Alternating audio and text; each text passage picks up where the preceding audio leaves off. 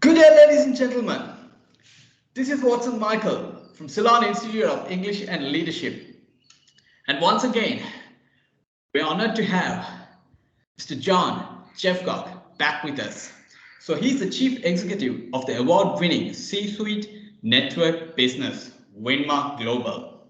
Also, he's the author of The Sweet Spot, Reaching, Leading, and Delivering. John, welcome, and how are you doing today? I'm very well. It's great to be with you again, Michael. Absolute honor. So, John, these days, due to the ongoing issues currently in the world, many things are going around. So, many organizations are facing adversities, right? So, what do you think is lacking from C-suite leaders in organizations? I think it's a very poignant question because we've got a lot of stuff going on in the world and hopefully no more. Yeah. And I think it's impacting the corporates at two ends. Impact corporates from the customer end because you might have a market there, and it's also impacting customers from the supply chain end. So you've got this sort of two ends happening. So we see three things happen. We see that people need people in the top team who can give them a heads up that something's about to happen. Okay. So you could get that on the Ukraine, you couldn't get that on Israel. That makes sense. So on the Ukraine it was predictable because Russians were building up forces, so you could see it coming. So you can make plans and address that. So it's all about being prepared and understanding your acceptable levels of risk. Does that make sense? So what do you, so if this does happen, you do have sanctions. Do you, for example, in Russia, do you move your headquarters from Moscow to Dubai, which a lot of people have done, or do you just shut it down, which some people have done, or do you, which a lot of other people have done, which is quite interesting, is they have actually sold the company to the local management team. Okay. But in that legal contract, there's a clause they can buy it back for the same price at any time within the next 20 years. So there is so actually they haven't really exited. They've just handed over temporarily to the existing management team. So there's a level of risk and what you're prepared to do on that. We find interesting that people talk about the general counsel, the chief legal officer, has become also the chief diplomat officer. Yeah. So which is quite interesting. So you need someone in the team who is responsible for looking at the future diplomatic space. That makes sense, and that appears to be falling with the general counsel, but in some places it's a CFO. But you definitely need some person in there, and it might be the comms director as well. But that's so it does generally impact how people organize themselves. Yeah. True, very true. So what are the qualities that you admire in C-suite members who lead organizations? It's a really good question to ask, and it's something I've been thinking about over the years. And I think there are just some people who are just more alert than others. Does that make sense? Some people who are more, I think some people who have better antennae, if that makes sense. So I think one thing that makes them really good is having really good antennae, and that antennae being real. So they're not, they don't live in their own dream world, or they tell you it's always going to be better, but it's not going to be better, kind of thing. So I think part of it is you want people who have, in a way, their eyes wide open. If that makes sense. Who see stuff and they see the truth.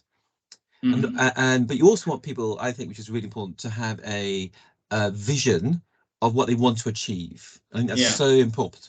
You get a vision of what they want to achieve, and it's really so I think if you've got someone who's got that vision, and then they've got there's this sort of clear view of what the world looks like and how to operate in it, and then they know how to get there.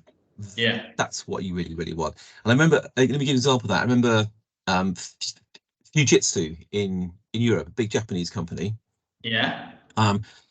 I remember, so I think about 10% of big business leaders sit in this group. It's not more than that. It's probably less than 10%. And so in Fujitsu Europe, we had a new general counsel goes in, so a new top lawyer goes in. He inherits a team of 450 people.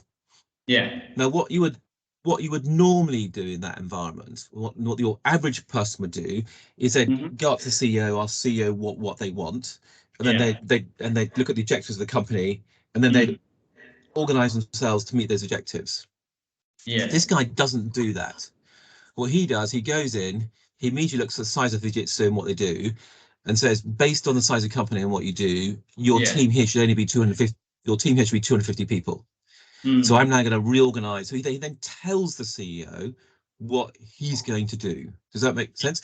So it's quite interesting. So this is a leader who goes in, knows how the world works, and said, "This is what I'm going to turn the company. This is what it needs to look like." It's not someone taking orders. If that makes sense. It's someone actually saying, "This is what's going to happen." I think that is the big difference. It's the people who make stuff happen, know how to do stuff, versus people who are in a way responding to other people. Would be my big thing. Absolutely, yeah, I agree on that. So, like now, post pandemic, we have seen the work from home model and the hybrid structure. So it's changing a lot of things, right? So, what are your views on that? I think this is. So I was. I have to confess, I'm a sort of grumpy old man. So I was one of the, but pre-COVID, I was very anti people working from home. I was very anti it. I thought it was all about being a team, being together, and that kind of thing. But I'm a convert now.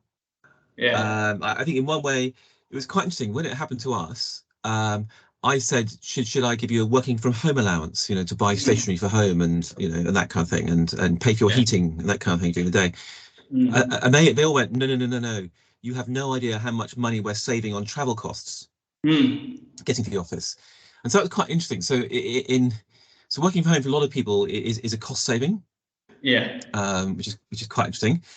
It is obviously better for the environment because you haven't got people on driving cars and motorcycles and that kind of thing. And it makes the public transport less crowded. So in one way, it's very good from that perspective. We did some research on this, and we found the majority of companies are doing 2 to 3 days working from the office. Okay. Is a general rule, and it's literally, I think the average is 2.5. It's spot on 2.5. Yeah.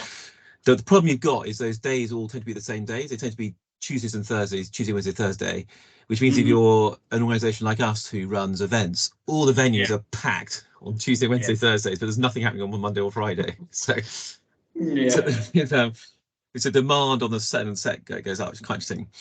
We also found that new starters tended to have more days forced in the office. So if you're a new starting company, you tend to have more days in, which I thought was quite interesting. And also, what's a little bit of change is we had a meeting in our chief operations officer in our COO network. We had a meeting that was looking at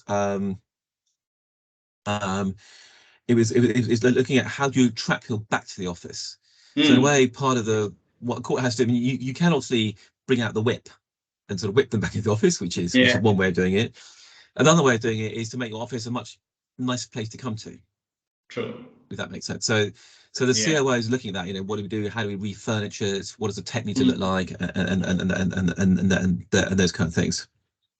So we find the other thing that's so for new starters, it's becoming a sort of, you probably need to spend 4 days in the office a week, or at least 3.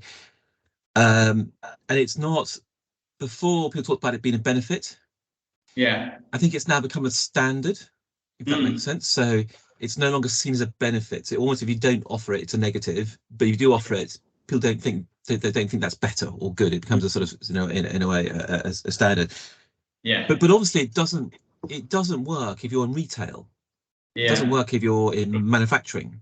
So I think and you have big problems when you've got a manufacturing organization, and you've got the headquarters who can work from home because they're accountants or HR people, and they can work from home, whereas people actually doing the heavy lifting are all there in shifts. So I think it does create a bit of a divide, if that makes sense. So it's not so I think there are definitely negative repercussions of it. There are also views on productivity. So do people work less hard from home? And I think there is we could all slip That makes sense. You could all slip, which isn't about that. So I think there's a point there. But I think if you've got good line management, and people you trust, you can overcome that. So if you've got good tech, you know what people are supposed to do. I think you can overcome that. And my guess is also it takes a bit of stress off people. As well. So on the round, we see it's been quite a positive thing. I think 2-3 days is 2-3 days is about the average. I think 100% working from home is very problematic. Because you have no loyalty. You have to gain that loyalty, you get those personal interactions, you really need to see people face to face. So I think that's a slight issue on that. It's definitely here to stay.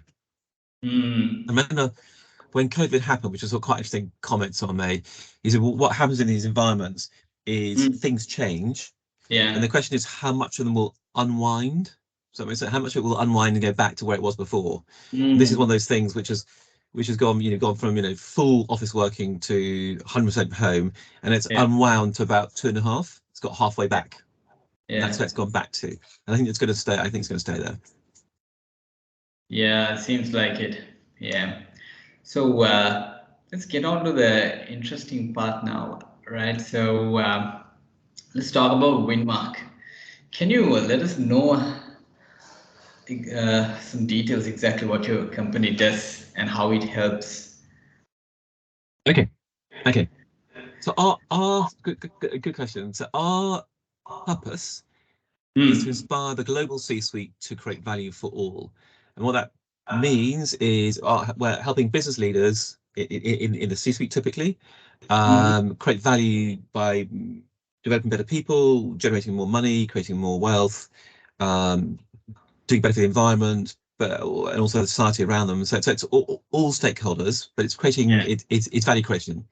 And I guess what we are is we're a mid-level consultancy disruptor. So what that means is that things you might have historically gone to consultancy for, you'd get free of charge from us through the membership.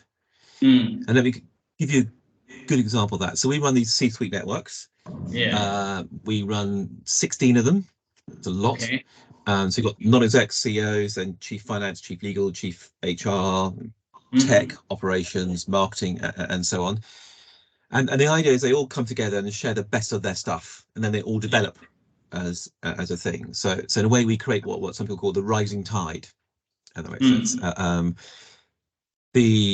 And these people are all people who are so good at what they do already that the question is, who are they going to learn from? So the choice in where they learn from is really consultancy, academia, or all their peers, and we do the peer bit.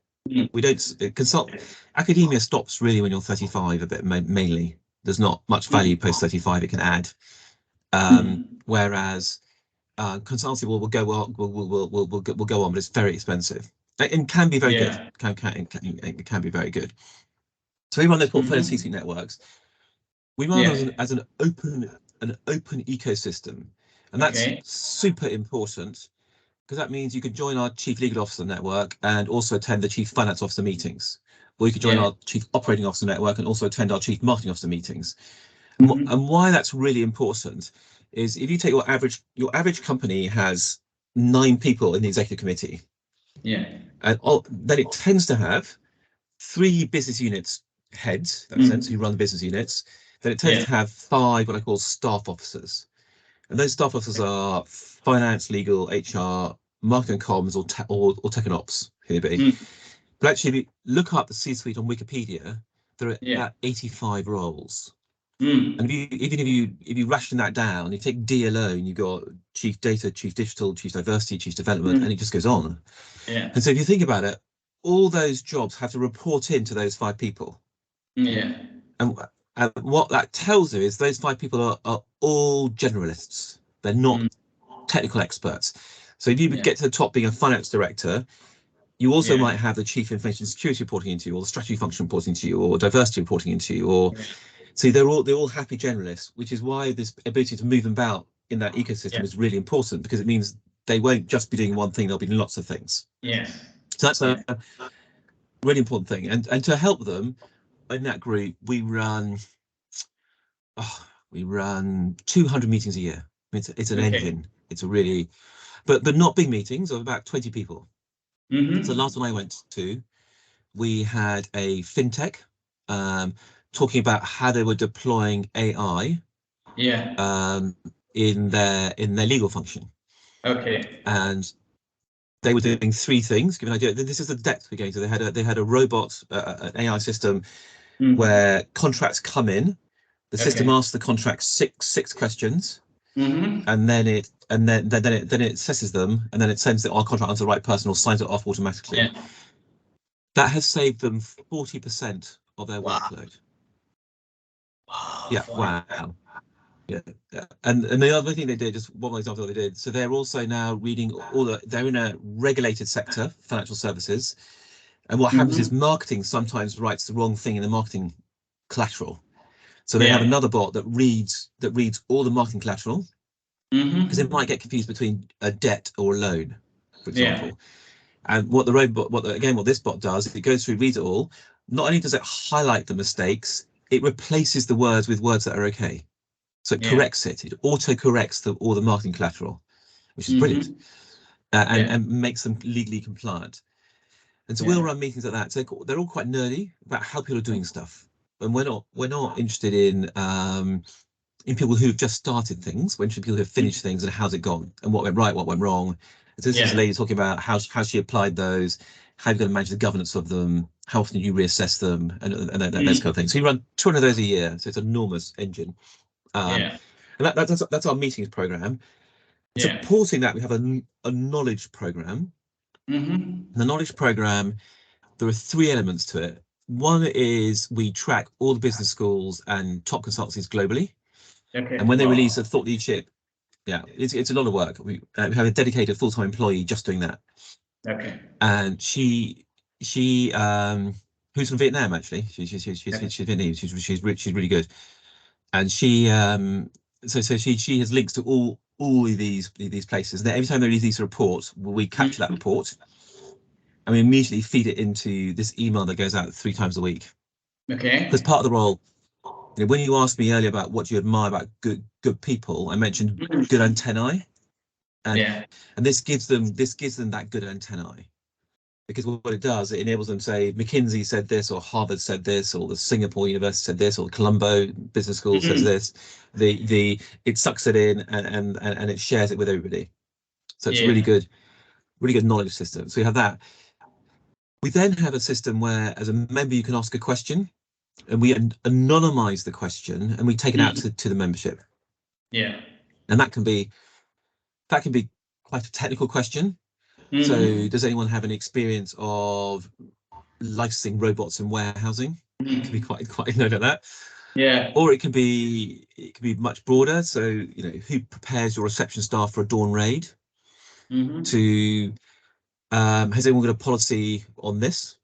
So it can cover anything. So we take the email out to the membership, and then we suck the answers in, and sometimes we get 20 responses. And the members say it's just brilliant because you've got this question you need to answer, and you get this immediate response within a few days to what's going on. So that's one thing. And we had a member in the Netherlands, in Holland, who'd never attended a single meeting in his life, and he said those emails are worth joining for, just those emails, because they tell me what's top of mind in my contemporary's head at that point in time. So that's really good. So the last one we had was quite interesting one on so the last one's really interesting one, but I won't go into that now. So we do that, and then behind that, and all that knowledge we find is then captured in what we call our FOOB strategy. Now FOOB stands for a fortune out of a box. And what we're trying to create, and we're not done yet. And we will never be done. It's one of those eternal projects. We're trying to create a fortune company. So what does a world-class fortune company look like out of the box? So you've got a finance function, or HR function, or marketing function. What is all the collateral you need to have?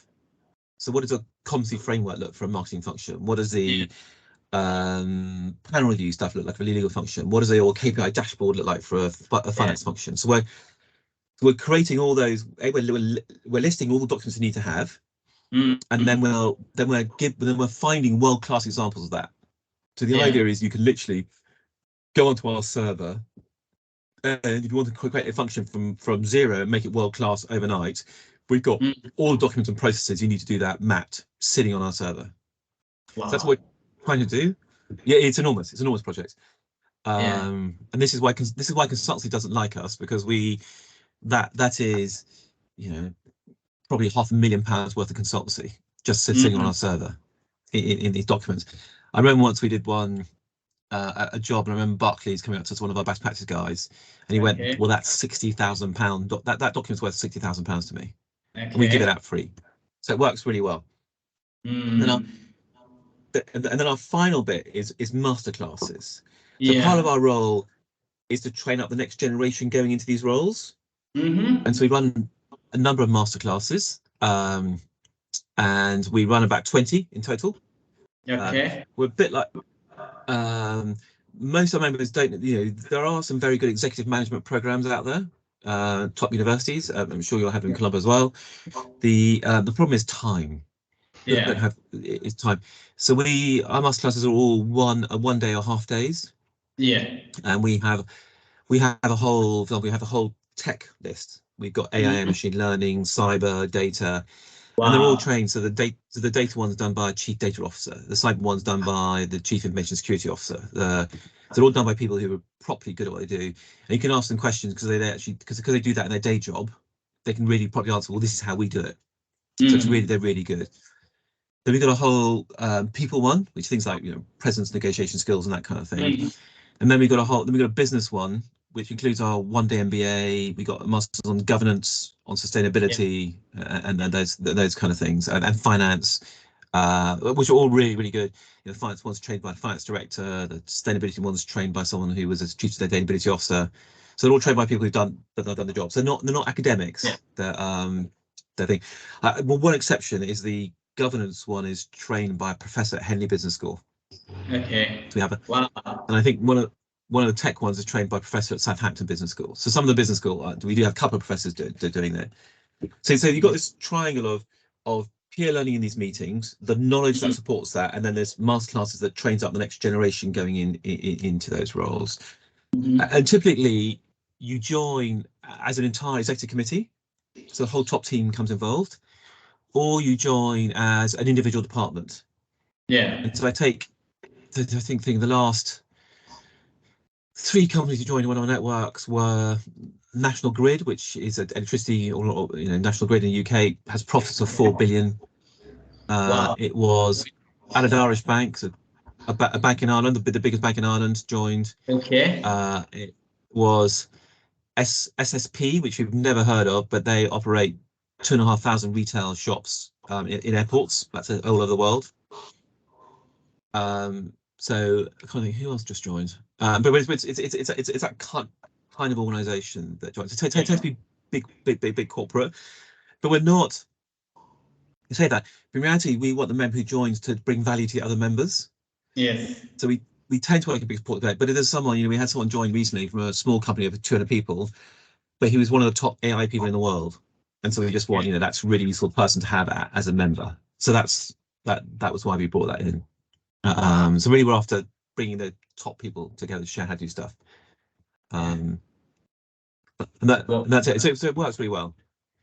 Wow, pretty insightful. Because I went through the Winmark website, and it's pretty impressive. I mean, so many columns, so many pages with insightful information. And sometimes I get some mails from your colleagues with valuable information as well. So yeah, it's pretty helpful. Great. Cool. So John, through your experience, I mean, you have faced so many things. Can you tell us a story about the most challenging thing that you ever faced, and how did you overcome it? Okay, good question. I think my version of challenging is probably different to other people's version of challenging. Okay. I was it wasn't mentioned when you introduced me, but I was a former captain in the British Army, and so I've served in 3 war zones because of that. Okay. And so my version of challenging is slightly extreme. Yeah. So but I think without question it was probably COVID. And the reason it was COVID, because we had to pivot. We were running all these meetings face to face, and Correct. we had members, companies were collapsing around us. And I remember having conversations with CEOs who would turn around and say, "Look, I love you, I've been a member for years, but I'm letting 1,000 people go. I can't let 1,000 people go and pay a membership for myself to do this. I can't ethically do that." And I would entirely agree with them. I'd say, yeah, no, you can't. And COVID was different to the financial crisis, because in the financial crisis, you knew it would end. If that makes sense. You knew it would come back. It might be a couple of years, it would come back. COVID, no one had any idea how long it was going to go on for. So it was a different thing. So there was a proper sort of panic out there in terms of what's going on. I mean, people forget now, but people were generally really worried about it. No one got locked in their houses for the financial crisis. So what that meant was our revenue dropped by 40%, 40%, which is a lot, and so we had to restructure very, very fast to survive. And we sadly had, like a lot of companies, we had to let a few people go. I put my pay to 0. And didn't pay myself for over 6 months at all. Over 6 months. But I don't think that was uncommon in your small and medium businesses. A lot of CEOs stopped paying themselves, because you had to keep these companies alive. You had to make payroll. And if I carried on paying myself, we'd have gone bust. It was that close to the wire. And I've always worked 12-hour days. Wow. But in COVID, that went up another level, because we just had to keep the place afloat, and so we were working unbelievably hard. The other thing was, I would say for 6 months, if someone came up to me and said, "Will you be around in 3 months' time?" I would probably say 50-50.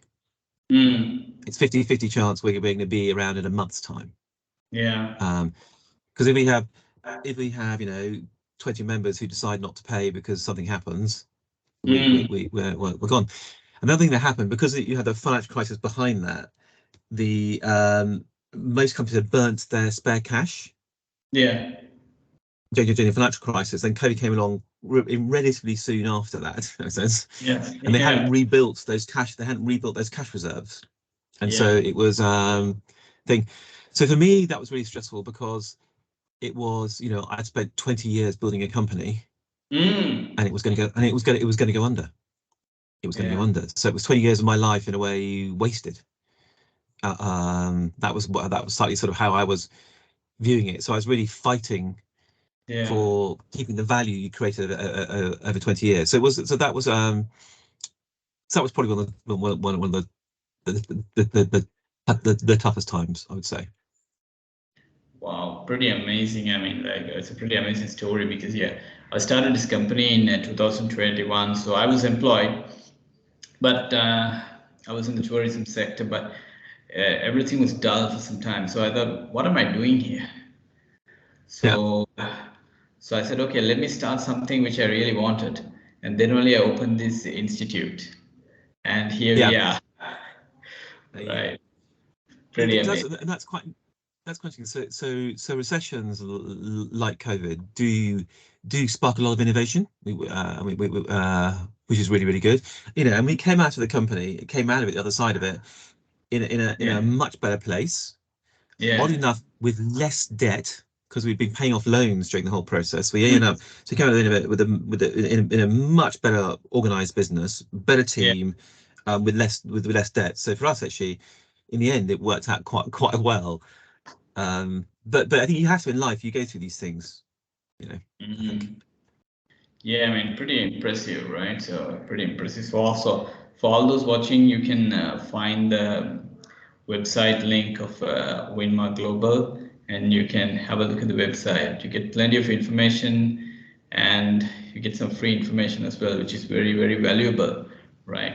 Okay, so so yeah, John. Before we wrap up, any final message to all our viewers and listeners? Yeah, I was thinking about good question. It's always very hard to summarize that, isn't it? Into what's your top tip as such.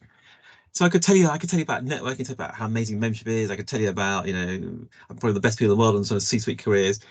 But I think Yeah. if I think about it, I think probably the most important decision you make in your life is who Mm. your partner is. Yeah.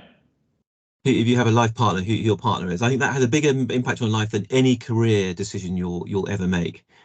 And True. so and it has a huge impact on your career. That Yeah. individual has a huge impact on your career and the life you lead. So my top tip in a way of having a successful career is choose your partner wisely. Mm. My top tip. Absolutely. Well, 100% I agree with you. So, yeah, I mean, like, yeah. So it's a partner who will motivate you and who will help you, right? And you get caught to the wrong partner. You don't want to go down the wrong lane. Yeah. Yeah, Yeah. yeah. Great, great. So, John, thank you very much for taking time and doing this podcast and explaining about C-suite leadership and about Winmark to us. Okay. Thank you very much, Michael. And really good to see you again. Absolutely. Thank you. Thank you.